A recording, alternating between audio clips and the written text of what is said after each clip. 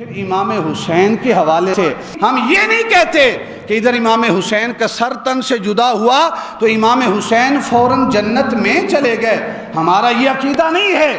میں ببانگ دہل یہ کہنا چاہتا ہوں، اہل سنت و جماعت کا عقیدہ تمہیں دینا چاہتا ہوں، ہم یہ نہیں کہتے کہ ادھر امام حسین شہید ہوئے اور جنت میں چلے گئے، اللہ کی عزت کی قسم ہے ادھر حسین کا سر تن سے جدا ہوا، جنت خود چل کے حسین کے قدموں میں آ گئی۔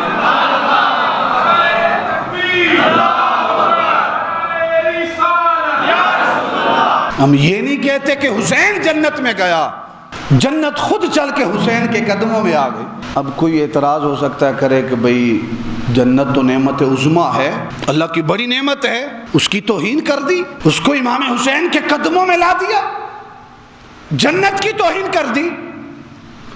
احباب جو وقار جنت کی توہین نہیں ہے، کیوں؟